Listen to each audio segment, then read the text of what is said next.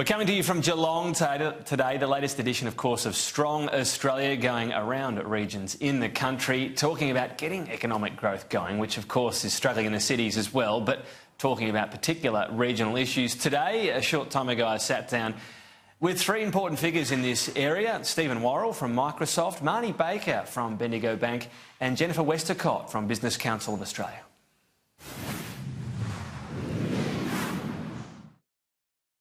Jennifer, Marnie, Stephen, thanks for joining us here in the regional powerhouse of Geelong. Can I start with you, Jennifer, on this rate cut? What does it say about the economy right now? Well, it says the economy is sluggish. It's not growing at the pace we need it to. And obviously the Reserve Bank feels it needs to put more of a sense of kind of investment and stimulus in the economy. I think it's a great example of why we're here in a place like Geelong, where we need to ask ourselves, how do we get that next bit of growth? And that's about investment, but that's about kind of backing in these new industries, creating new businesses, driving the private sector economy harder, getting those new markets. And that's what we've got to do as a country. We've got to say, you know, how do we start to accelerate that rate of economic growth? Within your position, Stephen, at Microsoft, why do you think the investment at this stage is not coming? Look, I think the investment in terms of business investment, one of the reasons I think, Tom, is related to the availability of skills, getting the right resource into organisations and capabilities to build these new businesses of the future. It's an area that we spend a lot of time thinking about because obviously IT skills are one of the primary shortages that we see across the economy, not just in regional Australia, but really across the entire Australian economy in every industry. And this focus on skills and how we can continue to build pathways to bring more people into the tech industry, and by consequence how that can contribute to economic growth for organisations across the country is a primary topic of discussion today, as you know. And that shortage is a massive one. Talk us through that, just in IT. Yeah, in IT alone, there's 650,000 people or thereabouts in the industry in total, but about 100,000 jobs being created over the next 5 years. So let's say that's 20,000 per year. There's about 6,000 graduates coming out of our universities across the country that have some form of technical degree that would lead them into those jobs, which means we have about a 14,000 gap. And so one of the reasons we're not seeing the investment that we need across our economy is the access to talent that's so essential to drive our businesses forward. It's a huge gap, and something I'll follow up with some politicians, I promise you. Marnie, as for your take on the economy and the sluggish amount of lending as well that's happening right now, despite low rates, part of what you're seeing on the front line is around regulations in the wake of course, the Royal Commission, but whether or not they might go too far, they're making it too onerous. Yeah, this is definitely not a time to actually make it harder for both individuals or consumers and business to be able to access credit. And unfortunately, that's what we're seeing at the moment. So even for existing borrowers and to refinance, they're finding that it's a lot harder and there's more stringent and more criteria to be able to actually get access to that credit. And how big an impact is this having? Because the issue here is, we talk about low rates and the government's saying, let's get this going. We're having this strange commentary even right now. Josh Frydenberg is telling banks to lend, but there are these pesky things called regulations and laws they're contending with. Is it a bit of a double message? Yeah, I think there's probably some unintended consequences that have flown through from not only the Royal Commission but other inquiries that we've seen of more recent times. So I do think that the government is actually very aware of that and are thinking about how do we now actually get a bit more normality back into the system so that it does actually free it up and open it up for people to be able to get the capital and get the investment that they require in their businesses. There's the other big discussion about whether the government goes down the stimulus path or perhaps more when. Jennifer Westacott, you're pretty comfortable with the chase for a surplus, at least initially. Look, I think people are confusing things. The surplus is really important because it tells us we're living within our means, we're doing things we can afford, and every household across Australia knows two things. You spend more than you earn and you get into trouble, something goes wrong, you're in serious trouble. Now, the government is going to prevent that serious trouble for Australia by getting back into surplus. It's not the same conversation as in 2008 when you were looking down the barrel of very, very big unemployment. We don't have that problem. What we've got is to get the economy to go faster.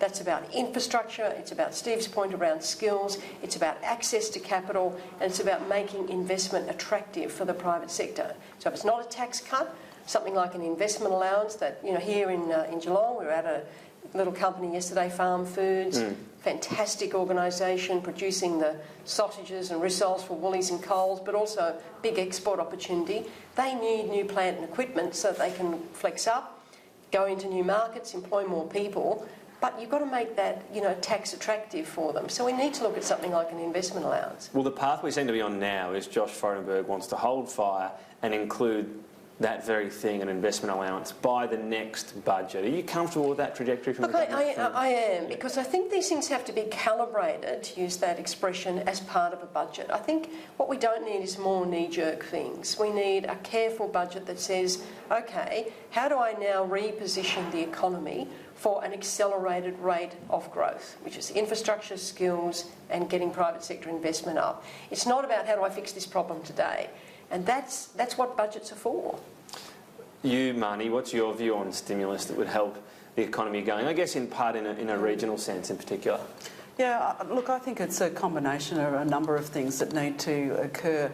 And we're in a really interesting environment at the moment. It's uncharted territory for us here in Australia with the record low levels of interest rates. And so pulling the lever on some of those things, you're expecting the same types of, I suppose, outcomes as what we've seen in the past in reducing rates. We're seeing that more people are actually paying off their debt rather than spending that additional money. So we need to do things more on the fiscal side. Tax cuts are great. They've had the ones that have been done to date, I think, were very welcomed. Infrastructure and spending into infrastructure is going to help as well. But when you get out into the regions themselves, it really is a lot around the red tape, the things that are actually stopping businesses from being able to do actually what they need to as part of their business. I think that's more of the issue that we've got that we need to start to address. I promise we'll get back to red tape, Jennifer Westacott, but I'm intrigued when you talk as well about what the government should do in this particular area, and you're saying, well, the taxes are, perhaps working and not being spent yet. So does that give the sense they're in the pipeline, and actually when confidence returns, people will have the money to spend, some people at least? Look, I think the latest tax cuts, we really haven't seen it fully flow through the economy yet. So I think there is still to come. So I think once we do see that start to flow through, we'll start to see a bit more confidence come back into the economy, both in consumer confidence and in business confidence. But the stability of the government is a good thing, is a really good thing, because I think that actually has assisted. But I think once we start to see these tax cuts, the changes in monetary policy, those things start to fully flow through, we'll see an uplift. And you, Stephen, the government's almost gone the other way on R&D incentive, for example, of late. Is that hurting at all within industries you look after? What would you like to see to get stimulus going? I think it's one aspect of the mix, but I think the bigger area for stimulus here, Tom, is in regards to how we can partner more effectively with government to address this skills gap that we talked about earlier. We're seeing some wonderful collaborations in parts of the country, but there's obviously much more that needs to be done with the emphasis on partnership, because I think it's about the tech industry, of which I'm a member, obviously working more closely with the vet sector, with the tertiary sector and with governments across the country to invest in the sorts of programs that will attract more talent into the tech industry, and by relation help provide all the workers that we know we're going to need in future as our economy continues to transform. Yeah, and a huge shortage you've spoken about. So is that more a focus thing or a funding thing? I think it's about focus. I think there's funding in the system today, and we're tapping into that, working with governments around the country. In fact, just yesterday with RMIT and the Victorian government, we launched our traineeship program here in Melbourne, which is a wonderful initiative that we think will address part of this issue. But it's about replicating that more often and finding other ways in which we can bring those programs to other centres like Geelong with Deakin University and the many universities we have across the country. For that matter, the many vocational educational organisations that we have across the country as well, that will help to create those jobs in regional centres, but also across the entire economy. All right, red tape. So the government's going to be getting a lot more feedback from your organisation on this. It was a huge focus when Tony Abbott became Prime Minister. Was the ball dropped? What happened? I think the ball was dropped. I think it's one of those things where, we get rid of it, and then as soon as we've got rid of some of it, meanwhile back at the ranch, someone's created some new stuff. And so we've got to keep this kind of, you know, real vigilance on letting red tape creep into the way we do business, whether it's, you know, putting an extra cost on hiring someone. I mean, seriously, it should not be hard to hire somebody in Australia. It is. We shouldn't be making it harder in terms of multiple licences for small business. We shouldn't be making it hard for someone to get their house approved with a long planning approval. And then if you go up the top of the value chain, it should not be so difficult to get a major project approved in Australia with sometimes 2 and 3 year planning approval times. Now that just puts the risk of that project right up on the Richter scale. So as a nation, whether it's the federal government, the state governments, we all need to kind of recommit ourselves to getting red tape, because who pays for it? Consumers pay for it. So you're getting a lot of feedback from members. Do you have a specific example of something you're reading you just think, well, this is crazy? Oh, look, gosh, we need a 5-hour program for that. Look, you know, a couple of examples: licensing arrangements, building licences, who signs them off, payroll tax complexity, stamp duty, of course, the worst of the taxes. Planning approvals, you know, whenever I talk to businesses, getting something approved is just so difficult. You know, people tell me they've got to get a DA for a pergola in their backyard. Seriously? It's a pergola, not a high-rise. Like these things just, you know, you just read example after example after example. But the thing that really gets me concerned is licensing and hiring people, just the kind of complexity of that. And then you've got the complexity of multiple awards, multiple licenses. So if you're setting up a small business, suddenly you've got people on 6 awards. Well, that's just, if you're a small business, that's just work you have to do on a weekend to try and make sure that you've got everything right. I just think we need to also think about red tape differently. The way we've approached it in the past is we take a law and we say, what's the impact of that? Is it good? Is it bad? Is it bad? Is it, you know, that's not the problem. The problem is the cumulative burden on businesses. So take the process instead. Correct. Hiring someone, what does that involve? Exactly. Let's get rid of these 6. Yeah. And I think the other principle is this idea of just ask me once. I mean, the health system's a great example of this, where you ask the same question over and over and over and over and over again. You think, seriously, can't someone write this down? But, you know, that's a great example. Nurses, people tell me, spend 50% of their time doing admin. I'm sure patients would like to see them.